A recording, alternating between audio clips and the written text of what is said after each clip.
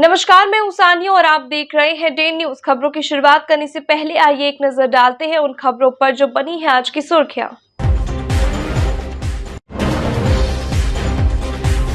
माफियाओं ने नदी में ही मिट्टी भरकर बना लिया बालू और मिट्टी खनन का रास्ता।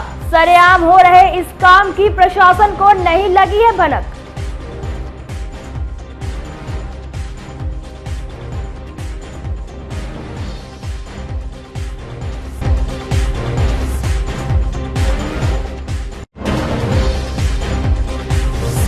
एक ही मामले में पीड़ित व्यक्ति पर दो बार हुआ केस। मामला सामने आने पर वकील से लेकर पुलिस अधिकारी तक है हैरान।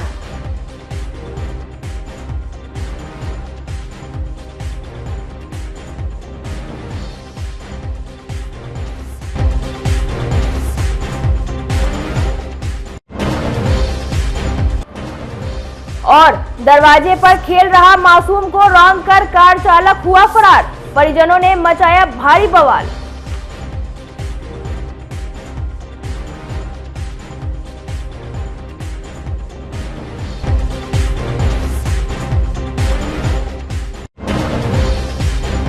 तो ये थी आज की सुर्खियां और अब खबरें विस्तार से। मुजफ्फरपुर के माफियाओं ने नदी के बीचों बीच रास्ता बनाकर बागमती नदी से सफेद बालू का खनन कर रहे और प्रशासन को इसकी भनक तक नहीं लगी। जनार और काटोझा के बीच बागमती नदी में ही माफियाओं ने मिट्टी भरकर रास्ता बना लिया है।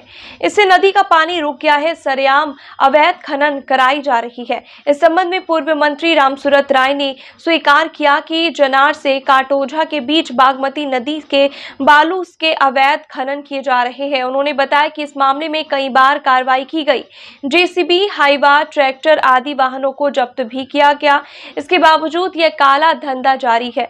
पूरे मामले पर जिला खनन पदाधिकारी हरीश कुमार का कहना है कि मामला संज्ञान में आया है। इस आलोक में समुचित कार्रवाई के निर्देश दिए गए हैं। शीघ्र खनन विभाग इस मामले में कार्रवाई करेगी। अगर भू माफियाओं नहीं, बालू माफिया, भू माफिया वहाँ कुछ नहीं कर पा रहे हैं क्योंकि वो जमीन किसी काम का भी फिलहाल नहीं है नदी के कारण।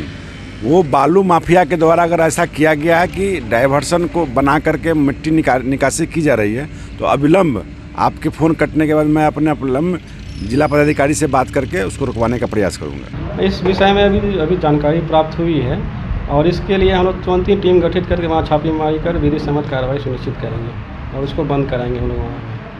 खनन विभाग के द्वारा अभी तक क्या कार्रवाई की गई है? अभी भी 10 दिन पहले ही की बात है कि उसी क्षेत्र में छापेमारी की गई थी। एक जेसीबी और 6 ट्रैक्टरों को जब्त कर करीब 6 लाख रुपया जुर्माना भी लगाया गया था और उस पर वसूल भी लिया गया है। और आगे इस तरह की घटना है तो फिर से हम लोग छापेमारी करके उस पर अग्रेतर कार्रवाई करेंगे। मुजफ्फरपुर में एक अजीबोगरीब मामला सामने आया है। अहियापुर थाना क्षेत्र के भिकनपुरा गांव की एक महिला ने 12 सितंबर 2016 को अपनी बेटी के साथ बलात्कार के प्रयास का आरोप लगाते हुए अपने पड़ोसी राकेश सहनी पर मुजफ्फरपुर के पॉक्सो कोर्ट में मुकदमा दायर किया था। कोर्ट के आदेश पर अहियापुर थाना ने प्राथमिकी दर्ज कर कार्रवाई शुरू की तो इस मामले में आरोपी राकेश सहनी ने जमानत ले ली। फिलहाल राकेश जमानत पर है। उसे जानकारी हुई कि उसी मामले में अहियापुर थाना ने 6 साल के बाद उसी आवेदन पर एक बार फिर से एफआईआर दर्ज कर ली है। इस बार की एफआईआर संख्या अलग है। पूरे मामले को लेकर आरोपी राकेश के अधिवक्ता सुमित कुमार सुमन का कहना है कि दोनों कांडों में एक ही सूचक ने उनके मुवक्किल राकेश सहनी को आरोपी बनाया है, जो सही नहीं है। इस संबंध में सिटी एसपी अवधेश दीक्षित का कहना है कि मामले की जांच की जाएगी कि 6 साल के बाद पुराने आवेदन पर एफआईआर दर्ज कैसे कर ली गई। मामला ये है कि मीना देवी द्वारा वर्ष 2016 में मुख्य न्यायिक दंडाधिकारी मुजफ्फरपुर के न्यायालय में 10/16 एक परिवाद दायर किया गया और उस पर मुख्य न्यायिक दंडाधिकारी मुजफ्फरपुर द्वारा अहियापुर थाने को प्राथमिकी दर्ज करने का निर्देश दिया गया, जिस पर 595/16 दिनांक 12/9/16 को अहियापुर द्वारा दर्ज किया गया और पुनः वर्ष 2022 में 1194/22 उसी परिवाद पर अहियापुर द्वारा थानाध्यक्ष द्वारा पुनः दर्ज कर दिया गया है, जिससे उस दोनों कांडों के एक अभियुक्त राकेश कुमार के विरुद्ध कार्रवाई हो रही है। तब हम लोगों के मामले में हम लोगों के सामने ये बात आया है, तो संज्ञान में आया है। तो हम लोगों ने कागजात को जब अवलोकन किया है तो पाया है कि अहियापुर थाना और मुजफ्फरपुर पुलिस कितना उपेक्षापूर्ण कार्रवाई करती है और कितना सेंसिटिव है, कितना मामले को सही रूप से अनुसंधान करती है और कैसे कैसे मामले खुल के आ रहे हैं। ये बड़ा अजीबोगरीब मामला आया है। बहुत आश्चर्यजनक लगता है कि क्या पुलिस ऐसा उपेक्षापूर्ण कार्रवाई कर सकती है कि एक ही मामले को वर्ष 2016 में भी दर्ज करती है और उसी मामले को फिर 2022 में उसी आदेश पर पुनः दर्ज कर देती है। अब आगे क्या होगा इसमें?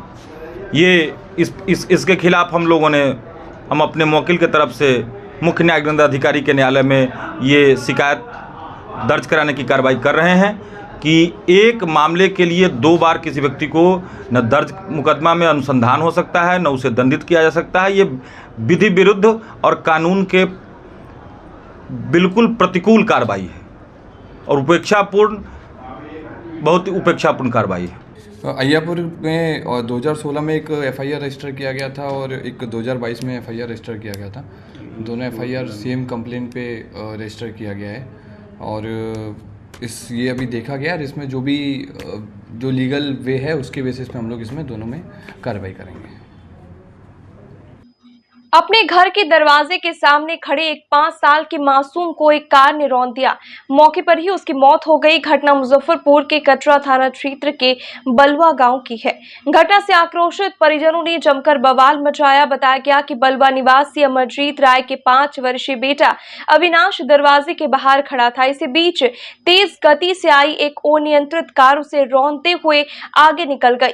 लोगों ने उसका पीछा भी किया। थोड़ी दूरी पर गाड़ी खड़ी मिली लेकिन ड्राइवर भाग निकला। सूचना मिलने पर पहुंची पुलिस ने लोगों को समझाकर शांत कराया और शव को पोस्टमार्टम के लिए SKMCH भेज दिया। दुर्घटना सर ये कटरा प्रखंड के बर्री पंचायत के अंतर्गत बलुआ गांव है।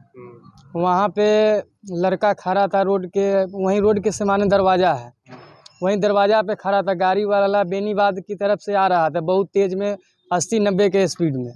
वो क्या किया, दरवाजा पे होते हुए बायां चलकर लड़का को उड़ाते हुए चल गया और भी 2-3 आदमी को उड़ाता, लेकिन वो लोग भागा। बच्चा था नहीं भाग पाया। जी बहुत तेज लापरवाही किया गया वहाँ पे। मृतक का नाम क्या हुआ? मृतक का नाम हुआ अविनाश कुमार, 5 वर्ष का था जी। पिता का नाम अमरजीत राय है।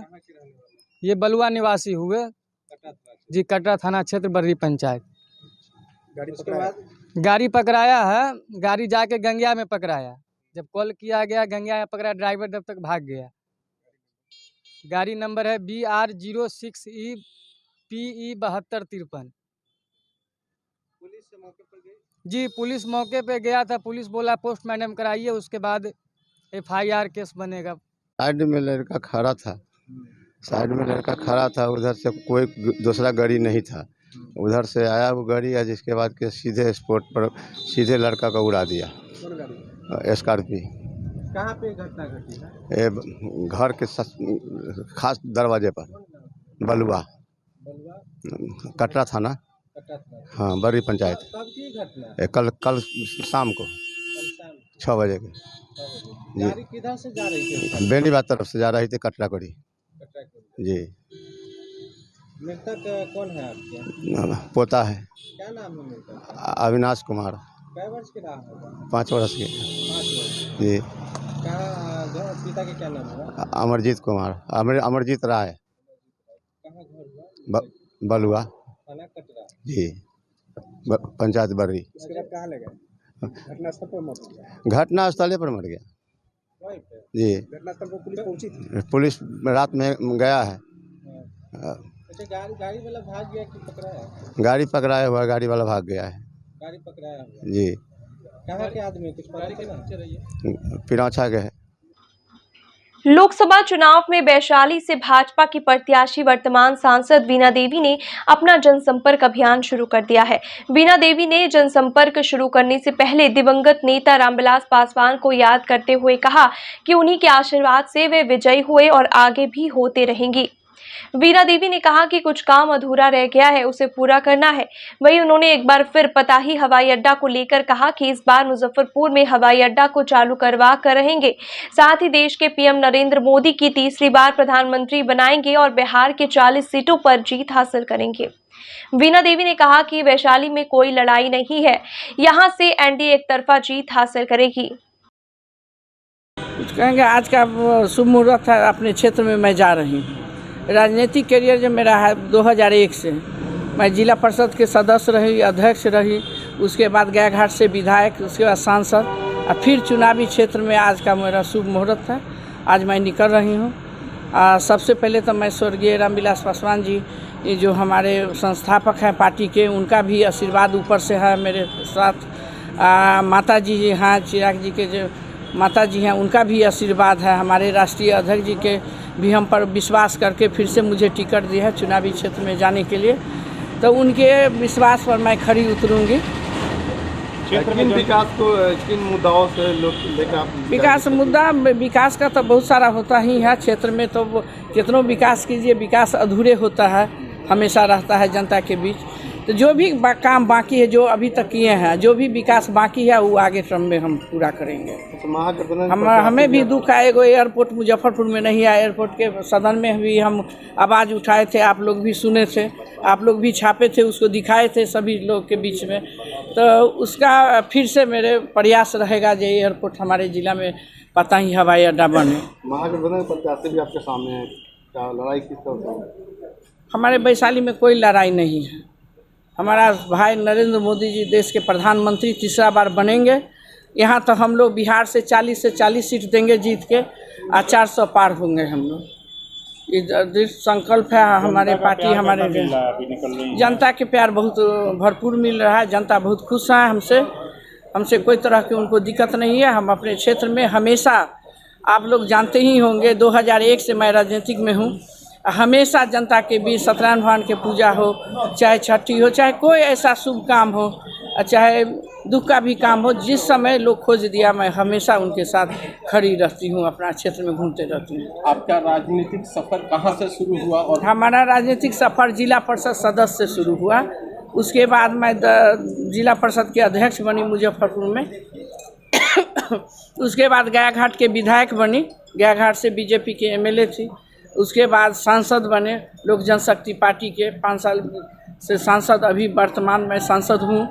फिर पुनः हम पर विश्वास करके हमारे राष्ट्रीय अध्यक्ष आदरणीय चिराग पासवान जी हम पर विश्वास जताए हैं। मैं उनके विश्वास पर खड़ी उतरूंगी। हमारे ऊपर तो हमारे संस्थापक आदरणीय रामविलास पासवान जी का आशीर्वाद है, चिराग पासवान जी के माता जी जो हैं उनका भी आशीर्वाद है। तो पुनः सब हमारे अभिभावक हैं, वो लोग आशीर्वाद दे रहे हैं। जनता का प्यार आशीर्वाद तो मेरे साथ है। मुजफ्फरपुर के मुशहरी छपरा मेघ पंचायत के मुखिया विजय कुमार ने मुशहरी थानाध्यक्ष पर गंभीर आरोप लगाया है। उनका कहना है कि एक काम के सिलसिले में वे जब थाना गए तो थाना अध्यक्ष ने अपमानजनक व्यवहार किया। मुखिया विजय कुमार ने कहा कि थाना अध्यक्ष ने शराब के झूठे केस में फंसाने की धमकी भी दी। इन सब बातों को लेकर मुखिया विजय कुमार बुधवार को एसएसपी से मिलने पहुंचे, लेकिन कार्यालय में नहीं होने के कारण एसएसपी से उनकी मुलाकात नहीं हो पाई। मुखिया विजय कुमार काफी भयभीत है। इन्हें लगता है कि थाना अध्यक्ष कोई ना कोई झूठा मुकदमा दर्ज कर उन्हें गिरफ्तार कर लेंगे। एसएसपी को दिए जाने वाले आवेदन में उन्होंने लिखा कि मामले की जांच पड़ताल कर उचित कार्रवाई की जाए। 11 बजे में हम अपने गांव के लोगों के काम के लेकर के मुशहरी थाना परिसर पहुंचे। उसी बीच एसएचओ रंजीत कुमार गुप्ता मेरे साथ दुर्व्यवहार किए। मैं मुखिया हूं, जनप्रतिनिधि हूं। मेरा हक है कि हम गांव का जो जनता का शिकायत है वो उसको जो काम है उसको हमको करना है। आज क्या हुआ कि हम जब गए हैं थाना में, उसी समय एसएचओ जो है आए हैं, तमतमाते हुए मेरे ऊपर उंगली उठाते हुए भद्दी भद्दी गालियाँ देने लगे हैं और बोले हैं कि हम तुमको किसी भी समय जो है किसी भी केस में तुमको फंसाएंगे और तुमको हम जेल भेज देंगे। और अभी जो है से परसों की घटना है, वो हमसे बात हुई। एक मामला था गांव में, उन्होंने कहा कि किसी का सर फट गया है, तो मैंने बताया कि फटा है तो उससे पूछिए, जो एक्चुअल में जो उसको मारा है उसके ऊपर FIR कीजिए। तो उन्होंने साफ शब्द में बोला है कि नहीं, हम जिसको यह कहेगा उस पर FIR करेंगे। तो मैंने कहा सर बिना जांच के आप कर सकते हैं क्या, मेरे पास रिकॉर्डिंग भी है। तो उन्होंने बोला जी बिल्कुल कर सकते हैं। तो हम कहे कि सर वैसे में तो पूरा गांव को फंसा देगा, तो आप केस कर दीजिएगा। तो बिल्कुल करेंगे हम। और वो उन्होंने एक 15 आदमी पर FIR प्राथमिकी दर्ज जो है सो कर दी है। और आज मुझे बहुत ज़्यादा दुख है, बहुत आहत थाना में आज गए थे। एक हमारे रात को एक कोई बेल टुट्टी वाला मामला आया था, तो पता चला कि थाना उठा के ले गया। तो मैं चला गया उनसे देखने की, गांव की है जनता है तो हम तो जा सकते हैं ना। उनसे गया तो बात किया, तो उन्होंने बताया कि नहीं हम ये बेल पुराना मामला है 2007 का, तो पुलिस हमको बेल टुट्टी में हमको लाया गया है। उसी बीच हुआ है इतना तमतमाते हुए मेरे ऊपर उंगली उठा करके और एकदम गुंडा की तरह जो है से एकदम बिहेव करने लगे। लोकसभा चुनाव शांतिपूर्ण संपन्न कराने को लेकर मुजफ्फरपुर पुलिस पूरी तरह अलर्ट है। SSP राकेश कुमार के निर्देश पर विभिन्न थाना एवं OP क्षेत्र में फ्लैग मार्च निकाले जा रहे हैं। बुधवार को साहेबगंज थाना क्षेत्र में PSI पुनीत कुमार और राकेश कुमार के नेतृत्व में जवानों ने फ्लैग मार्च किया। पुलिस पदाधिकारियों का मानना है कि इससे शरारती और असामाजिक तत्वों में भय का माहौल कायम होगा। PSI पुनीत कुमार ने बताया कि चुनाव में किसी तरह की गड़बड़ी न हो, इसे लेकर साहेबगंज में BSF की एक कंपनी आ गई है। उन्होंने कहा कि चुनाव में माहौल बिगाड़ने की कोशिश करने वाले और मतदाताओं को धमकाने वाले लोगों पर पुलिस की विशेष नज़र है। उनके खिलाफ कड़ी कार्रवाई की जाएगी। लोकसभा 2024 के मद्देनज़र देखते हुए यहाँ पे BSF की एक कंपनी साहेबगंज थाना क्षेत्र में आई हुई है और कंबाइंड फ्लैग मार्च था साहेबगंज थाना और BSF के द्वारा। और वही चुनाव के मद्देनज़र ही यहाँ पे कंपनी आई हुई है कि कोई भी मतलब चुनाव अच्छे से कराया जा सके, कोई भी गड़बड़ ना हो चुनाव में। कहाँ फ्लैग मार्च निकाला? फ्लैग मार्च ये साहेबगंज थाना क्षेत्र के अंतर्गत सोमगढ़ से लेके कुर्सेदा के पास हुई है और ऐसे भी आगे फ्लैग मार्च होते रहेंगे साहेबगंज थाना क्षेत्र में। मैसेज क्या होगा? मैसेज यही कि चुनाव को अच्छे से कराया जा सके साहेबगंज थाना क्षेत्र में। चुनाव में देखा जाता है कुछ लोग माहौल बिगाड़ने की कोशिश करते हैं, तो उन्हीं के लिए इनको बुलाया गया और साहेबगंज थाना भी है, दोनों लोग मिल के काम करेंगे थाना क्षेत्र में। Thank you. लोकसभा चुनाव में अपनी सहभागिता को लेकर मुजफ्फरपुर के युवाओं ने बुधवार को शहर के मिठनपुरा स्थित एक होटल में बैठक कर चुनाव में किस उम्मीदवार का समर्थन किया जाए इस पर चर्चा की। युवाओं ने कहा कि जो प्रत्याशी उतारे जा रहे हैं उनसे मुजफ्फरपुर लोकसभा क्षेत्र के छात्र नौजवान संतुष्ट नहीं है। उन्होंने कहा कि इस चुनाव में केवल मोदी की गारंटी पर वोट नहीं पड़ने वाला है, उसके लिए प्रत्याशियों को अपने कार्य योजना और उपलब्धि बतानी होगी, पिछले 5 सालों का हिसाब देना होगा। बैठक में शामिल नौजवानों ने बताया कि इसे लेकर आगे भी बैठक कर पूरी रणनीति तैयार की जाएगी। अभी हम लोग लगभग 2-2.5 घंटे से बैठक कर रहे हैं। बहुत सारे युवाओं की भागीदारी रही है यहाँ पे और इसका मुद्दा ये रहा है कि आगामी अभी लोकसभा चुनाव जो अभी मुजफ्फरपुर का होने वाला है, तो हम युवाओं की भागीदारी हमेशा से रही है, लेकिन पर्दे के पीछे रहने से कुछ नहीं होगा। पर्दे के आगे हम युवाओं को आना पड़ेगा, जवाबदेही लेनी पड़ेगी। क्योंकि लोकसभा मुजफ्फरपुर का जो मुद्दा है, जो विकास है, पिछले 10 सालों में या पिछले 20 सालों में क्या विकास हुआ और क्या क्या हमारे पास आया और आगे 10 सालों में क्या आएगा, ये हम लोग के आँख के सामने अंधेरा है और हम लोग दिग्भ्रमित है। पूरी तरह से कोई डायरेक्शन नहीं है, कोई विचार विमर्श नहीं है कि आखिर लोकसभा का नेता कैसा हो। बहुत सारी पार्टियां आती हैं, अपना अपना दावे डालती है, बहुत सारे नेता आता है, जाते हैं, आते हैं, लेकिन लोकसभा मुजफ्फरपुर को क्या मिला? आज तक क्या मिला? न एयरपोर्ट मिला, न किसी भी कॉर्पोरेट ऑफिस का कोई रीजनल ऑफिस मिला, न एम्स मिला, न रोजगार पे चर्चा, न शिक्षा पे किसी चीज़ से, न इंडस्ट्रियल डेवलपमेंट है, कोई चीज़ नहीं है। हम लोग हमेशा की तरह गोल गोल घूम के एक पॉइंट पे चले आते हैं। तो लोकसभा मुजफ्फरपुर का विकास कैसे हो, इसके लिए हम सब पूर्ण मतदान करें, पूर्ण भागीदारी हो हमारी युवाओं की, हम सब भाइयों की, सब दोस्तों की, मिल के एक साथ हम लोग संकल्प ले रहे हैं। एक नेता अभी तक हम लोग को ये भी नहीं पता कि हम लोग किसका चुनाव करने जा रहे हैं। सांसद के लिए पूरी तरह से डायरेक्शनलेस है पूरा युवा। और पीछे जो बीते दिनों 48 से पूरे 48 वार्डों में और पूरे लोकसभा मुजफ्फरपुर में ये हम लोग मिल के मैसेज हाथ से हाथ मिला के ये मैसेज संदेश पहुंचाएंगे कि हमारे लोकसभा मुजफ्फरपुर को एक एक मुद्दे पर जो काम करेगा हम उसका ही चुनाव करेंगे। ये हम लोग मुजफ्फरपुर के जितने भी युवा साथी हैं हम लोग का, उन सब के एक बैठक किए हैं और इससे भी बड़ा बैठक आने वाले दिनों में हम लोग करेंगे। आज कुछ लोग में ही बैठक किए हैं और आने वाले दिन में हम लोग हज़ारों की संख्या में बैठक करके और युवाओं के जो हक का बात होगा इस मुद्दे पर हम लोग लोकसभा में वोट करेंगे। यही मुद्दा हम लोग का है। हर चुनाव में देखा जाता है सबसे ज़्यादा ठगा महसूस युवा ही करते हैं। जी बिल्कुल, इसीलिए तो हम लोग अब की पूरा मुजफ्फरपुर के युवा जाग गए हैं और हम लोग ऐसे प्रत्याशी को वोट करेंगे जो युवाओं का अनदेखा नहीं करेंगे और युवाओं का साथ लेकर चलेंगे। पिछले 12 मार्च को पटना सिविल कोर्ट परिसर के एक ट्रांसफार्मर ब्लास्ट करने के कारण 2 वकीलों की मौत हो गई थी। इस घटना से सबक लेते हुए बुधवार को बिजली विभाग के अधिकारी और फायर सेफ्टी ऑफिसर ने मुजफ्फरपुर कोर्ट परिसर में लगे सभी ट्रांसफार्मरों का लोड चेक किया। Fire safety officer Trilokinath Jha ने बताया कि हाई कोर्ट के आदेश के बाद बिहार के सभी जिलों के कोर्ट परिसर में लगे ट्रांसफार्मर की लोड चेकिंग की जा रही है। इसी के तहत मुजफ्फरपुर सिविल कोर्ट परिसर में लगे तमाम ट्रांसफार्मर की लोड चेकिंग की गई है। वहीं बिजली विभाग के अधिकारियों ने बताया कि मुजफ्फरपुर सिविल कोर्ट में लगे ट्रांसफार्मर ओवरलोड नहीं है, इसलिए आग लगने की संभावना काफ़ी कम है। देखिए, मुजफ्फरपुर में जो है सो हम लोग लोड एनालिसिस कर रहे हैं ट्रांसफार्मर का, क्योंकि पटना में जो ट्रांसफार्मर में घटना घटी थी उसके बाद हम लोगों को मुख्यालय बिहार की रक्षा वाहिनी पटना से सख्त निर्देश आया कि आप लोग जो है स्वयं उपस्थित रह के इलेक्ट्रिक इंजीनियर के माध्यम से सभी ट्रांसफार्मर जो कोर्ट परिसर में अवस्थित है उनका लोड एनालिसिस करवाइएगा। उसी के क्रम में आज हम लोगों ने लोड एनालिसिस करवाया है। मुजफ्फरपुर कोर्ट परिसर में जो है सो 8 ट्रांसफार्मर है, करीब 3 या 4 जो है सो आपको आंकड़ा एग्जैक्ट मेरे डायरी में लिखा हुआ है। एक है 315 kVA का और 4 है 2 है 200 kVA का और 4 जो है सो 100 kVA का है। एक और से 100 के एक पे जो कोई लोड नहीं है। हम लोग इसमें ये देख रहे थे कि इनबिल्ट कैपेसिटी जो है ट्रांसफार्मर में और उससे जो लाइन गया हुआ है आउटपुट, वो दोनों में सामंजस्य है कि नहीं। कहीं ऐसा न हो कि आउटपुट ज़्यादा हो इनबिल्ट कम हो तो उससे फिर घटना घट जाएगी।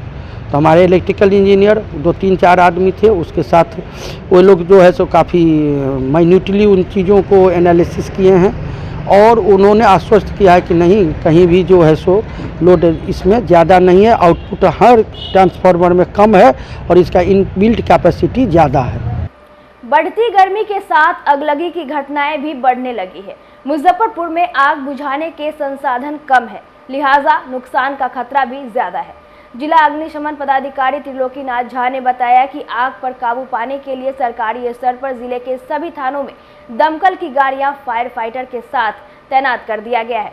उन्होंने कहा कि जिले में दमकल की संख्या कम है, ऐसे में दुकान, market complex, shopping mall, marriage hall, hospital जैसे स्थानों पर आग लगने से बचने के लिए सेल्फ डिफेंस जरूरी है। इस संस्थाओं में अग्निशमन यंत्र रखना जरूरी है। उन्होंने कहा कि कई बड़े प्रतिष्ठानों के पास विभाग का एनओसी नहीं है, इस पर कार्रवाई भी की जा रही है। अग्निशमन पदाधिकारी का कहना है कि सब लोगों के प्रयास से अगलगी की घटनाओं को काबू में रखा जा सकता है। 1 तारीख से 1 अप्रैल से देख रहे हैं कि गर्मी भी काफ़ी बढ़ गई है, हवा भी काफ़ी तेज़ चल रहा है। एकाएक दोनों चीज़ हो जाने के कारण अगलगी की घटना बढ़ गई है। लेकिन ऐसा मुजफ्फरपुर के साथ साथ लगभग बिहार के सभी जिलाओं में हो रहा है। हम लोग जो है सो इसमें पहले ही से प्रिपेयर्ड थे और मेंटली तैयार थे कि ऐसी घटना होगी, तो संख्या कम ज़्यादा हो सकती है लेकिन हर साल होती है। इसके लिए हम लोगों ने शुरू से ही पिछले 6 महीना से आप लोग देख रहे थे कि जिला में हमारा एलईडी वैन चल रहा था, हर जगह नुक्कड़ नाटक हो रहा था, पंचायत स्तर पे, यहाँ तक कि ग्रामीण स्तर पे भी जाके हमारा जो फायर वैन थे और वहाँ ग्रामीण जनता के साथ जनप्रतिनिधि के साथ बैठक कर रहे थे। लीफलेट, पम्पलेट और अन्य प्रसार माध्यम से जो है हम लोगों को जागरूक कर रहे थे। अभी भी हम उस काम में लगे हुए हैं। साथ साथ अग्निशमन कार्यों को हम तेज़ी से तत्परतापूर्वक करने हैं, तो हमने गाड़ी का प्रीपोजिशनिंग कर दिया है, हॉट स्पॉट को चिन्हित कर लिया है कि जहां लगातार आग लग रही है उस पॉइंट को हम ज़्यादा फोकस कर रहे हैं। हमारे जो हाइड्रेंट्स हैं जिला में, ग्रामीण क्षेत्र से लेकर शहरी क्षेत्र में सभी को एक्टिव किए हैं। लोगों का नंबर हम लोगों के पास है और लोगों को अवेयर कर रहे हैं कि लोग इस पे जागरूक हों, क्योंकि लोग जितना जागरूक होंगे, जितना अवेयर होंगे, हम उतना ही काम कर पाएंगे। आज की खबरों में बस इतना ही। कल फिर मिलेंगे कुछ नई खबरों के साथ। तब तक के लिए हमें दीजिए इजाजत। नमस्कार।